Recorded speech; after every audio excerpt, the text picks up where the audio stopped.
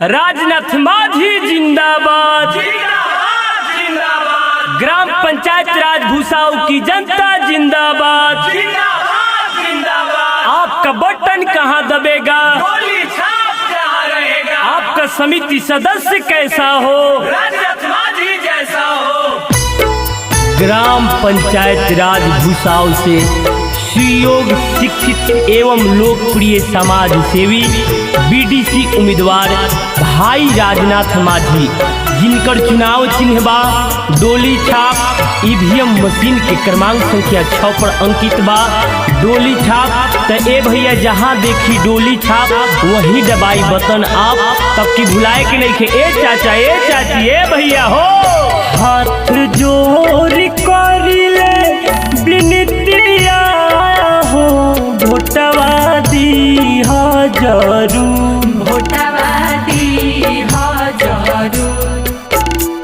सुन चाचा चाची मोर अरजिया हो, भोटवा दी जरूर, भोटवा दी जरूर।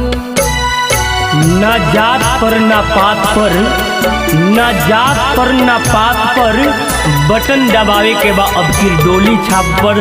तो ए भैया अब फिर भुलाए के नहीं थे, अपन भाई राजनाथ माझी जी के ही जितावे के बा, अब बीडीसी बनावे के बा। निवेदक बानी समस्त भूसाऊ के जनता जनार्दन, अपना राजनाथ माझी के जितई हो, भोटवा दी जरूर, भोटवा दी जरूर। हाथ जोड़ी करिले विनतिया हो, भोटवा दी जरूर, भोटवा दी जरूर।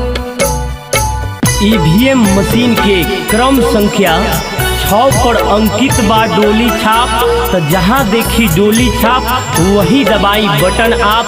तो ए चाचा ए चाची अब फिर भुलाए के नहीं खे, राजनाथ माझी के ही जितावे के बा आ अपना पंचायत के बीडीसी बनावे के बा। निवेदक बानी समस्त भूसाऊ के जनता जनार्दन, ए चाचा ए चाची ध्यान बानू, अपन राजनाथ माझी के ही जितावे के बा। राजनाथ माझी के बीडीसी बनाई हो, भोटवा दी जरूर, भोटवा दी जरूर। डोली छत पर बटन दबाई हो, भोटवा दी जरूर, भोटवा दी जरूर। ए बूढ़ी अरे ऐके कर पैसा लगारी घूमता हो। अरे बाप जी, राजनाथ माझी जी के प्रचार वाला गाड़ी घुमाता, जे बीडीसी से फिर खारा बानी। ठीक है कहतारू हो, अब की राजनाथ माझी के जितावे के बा। सुन भाभी भैया जितई हो, भोटवा दी जरूर, भोटवा दी जरूर। क्रम संख्या 6 पर बटन दबाई हो, भोटवा दी जरूर, भोटवा दी जरूर। हाथ जोड़ करिले विनतिया हो, भोटवा दी जरूर, भोटवा दी जरूर। ई नहीं के विजयी बनई हो, भोटवा दी जरूर, भोटवा